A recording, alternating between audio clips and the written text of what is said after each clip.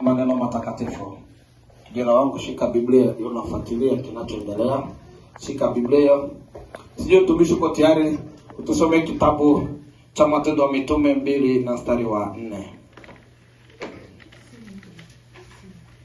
Hallelujah. Tusome Matendo ya Mitume 2 na mstari wa 4.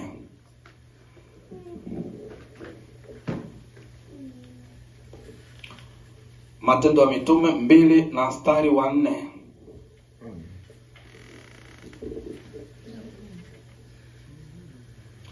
Hallelujah. Unasoma kitabu cha Matendo ya Mitume. Amen. Matendo ya Mitume 2 na mstari wake wa 4. Ndio. Wote wakajazwa Roho Mtakatifu. Ndio. Wakaanza kusema kwa lugha nyingine. Ndio. Kama Roho alivyowajalia kutamka. Amen. Amen. Wote waliongea katika Roho. Wote walijazwa na uwepo wa Roho. Wote walifanikiwa kupata upako wa Roho Mtakatifu ndani mwao. Ila maana leo tunataka kusoma tema ambayo tutazungumza ndani ya siku ya leo. Kazi ya Roho Mtakatifu katika maisha yetu. Amen. Kazi ya Roho Mtakatifu katika maisha yetu ni kazi gani ambayo inafanya Roho Mtakatifu ndani ya maisha yetu? Kazi ya Roho Mtakatifu inafanya kazi ya maisha yetu kwa kutengeneza sisi kuwa viumbe vipya. Amen. Kazi ya Roho Mtakatifu inatufanya sisi kuwa watu wenye akili. Amen. Kazi ya Roho Mtakatifu inatutengeneza sisi kuingia katika mafanikio ya kiroho kama vile ya kimwili. Kazi ya Roho Mtakatifu inatutengeneza sisi madhabahu matakatifu. Kazi ya Roho Mtakatifu inatufanya sisi tujue kama sisi ni wakina nani. Amen. Kazi ya Roho Mtakatifu inatengeneza mtu kuitwa mwanadamu. Kazi ya Roho Mtakatifu ndio imeweka mbegu ndani ya kanisa. Kazi ya Roho Mtakatifu inatengeneza karama zote ndani ya kanisa. Kazi ya Roho Mtakatifu ndio inatengeneza mfumo mpya ya mwanadamu kuitwa kiumbe kipya. Bwana Yesu asifiwe sana. Kwa hiyo Roho Mtakatifu ni kitu ambacho kinatengeneza mambo makubwa ndani ya maisha yetu sisi wa Kristo. Na hivyo Roho Mtakatifu achaguaje, anafanya kwa lolote yule ambaye atataka yeye mwenyewe, ama yule ambaye atajitokeza kwa Yesu awe Mkristo, ama yule ambaye atasema na mimi leo nabadilisha mfumo na kuwa kiumbe kipya. Amen. Bwana Yesu asifiwe sana. Amen. Jina Bwana libarikiwe sana. Amen. Kwa hiyo Roho Mtakatifu anafanya kazi ndani mwetu kwa wale ambao wanamsabiri kama yeye ni nani. Kwa sababu kuna baadhi wengi hawajui Roho Mtakatifu ni kitu gani.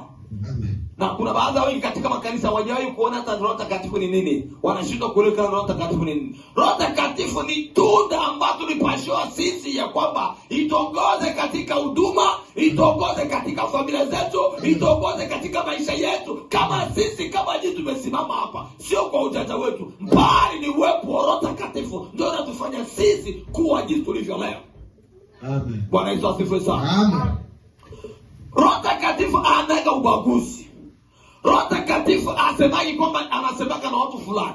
Anasemaka na kila mtu yule ambaye anataka yeye na yule ambaye anajisogeza kwa Yesu. Anaongeaga na Roho Mtakatifu. Soma kwanza kitabu cha Yoeli. Yoeli 2:29 inasema nini? Soma kwanza Yoeli vizuri. Yoeli 2. Yes, na 29 inasema nini? Yoeli. Tusome Yoeli babangu. Yoeli 2:29 inasema nini? Yoeli 2. Ndio. Yoeli 2 na mstari wa 19. 29. Wa 29. Ndio. Unasema hivi. Ndio. Tena juu ya watumishi wenu. Ndio. Wanaume ndio kwa wanawake. Ndio. Katika siku zile. Nitamimina roho yangu. Endelea baba. Nami nitaonyesha. Ndio. Mambo ya ajabu katika mbingu na katika dunia. Damu na moto na minara ya moshi. Jua litageuzwa kuwa giza na mwezi kuwa damu kabla haijaja hiyo siku ya Bwana iliyokuu na itishayo. Amen. Bwana Yesu asifiwe sana. Ina maana inatueleza Roho Mtakatifu atakuja kwa kila mtu, sio kwa watu fulani, sio kwa kwamba kabila fulani ama wenyeji fulani. Hapana, kila mtu ambaye atakuwa tayari na yule ambaye atamtafuta Yesu atakaa ndani mwake. Roho Mtakatifu atatenda kazi kadiri anavyotaka yeye na kadiri anavyotaka wewe kwa kumtafuta uso wa Mungu. Bwana Yesu asifiwe sana. Amen. Kwa leo tutafundishana Leo tutafundishana ili tujue katika kazi ya Roho Mtakatifu ndani ya maisha yetu sisi wa Kristo, ama ndani ya watoto wetu, ama ndani ya familia zetu. Roho Mtakatifu anafanya nini, anafanyaga nini, anakuwa anafanya nini. Ila leo tutazungumza vigezo vitano ambavyo vinahusika na maisha ya mtu ambaye anaokoka. Bwana Yesu asifiwe sana. Amen. Leo tutazungumza vigezo vitano kwa mtu ambaye anaokoka. Ni mtu anakaa design gani? Mtu ambaye anaokoka ni mtu aina gani? Mtu ambaye anaokoka ni mtu ambaye anaishi katika mazingira gani? Mtu ambaye anaokoka ni mtu ambaye anakuwa na mfumo gani? Mtu ambaye anaokoka anakuwa mtu mwenye maono gani? Mtu ambaye anaokoka anajulikana kwa kipi? Leo tutayazungumza hapa. Amen. Kuna vigezo vitano. Naomba muandae Biblia zetu vizuri. Muandae Biblia zenu vizuri kwa sababu tunataka kusoma kila kitu kinagaubaga ili watu wasiwe kwenye confusion kwa mtu ambaye anaokoka. Mtu aliyechukua maamuzi wa kuokoka katika maisha ni mtu ambaye anaishi katika hali gani? Kuna vigezo vingi ila mimi nitaongelea hapa ni vitano tu ndio nitaongea leo. Amen. Ni vingi lakini mimi nitaongea vitano tu. Na ndio tutafundishana leo. Mtu aliyeokoka ni mtu wa aina gani? Leo ndio tutaongea hapa. Ama maisha ya mtu ambaye anaokoka ni mtu wa aina gani? Number 1. Mtu aliyeokoka anatawaliwa na Roho wala si mwili. Amen. Mtu aliyeokoka anatawaliwa na Roho wala si mwili. Soma kitabu cha Warumi. Warumi 8:5 hadi 9. Tusome hapo. Tusikie Biblia tuambia nini? Tunasoma Warumi 5. Warumi 8:5 hadi 9 inasema nini?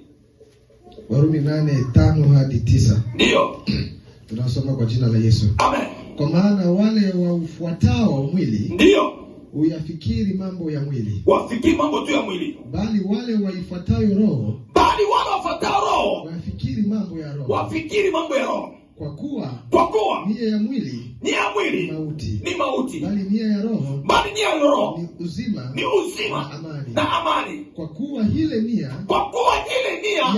ya mwili ni uadui juu ya Mungu. Ni uadui juu ya Mungu. Kwa maana haitii sheria ya Mungu. Wala haiwezi kutii. Wale waufuatao mwili hawawezi kumpendeza Mungu. Tunaenda 9. Amen. Endelea. Lakini ikiwa roho wa Mungu anakaa ndani yenu, ninyi hamuifuati mwili, bali mwamfuata roho. Lakini mtu awe yoyote asipokuwa na roho wa Kristo, huyo sio wake. Bwana Yesu asifiwe sana. Biblia tuelezea kila kitu kinagaubaga. Habari kwa ajili ya ujumbe ni mtumishi wa Mungu ambaye anaitwa Paulo. Anatuelezea ukifuata ya mwili, mwisho wa mwili ni mauti tu. Na ukifuata ya roho ni uzima tu wa milele. Na yule ambaye hafuati Kristo mwisho wa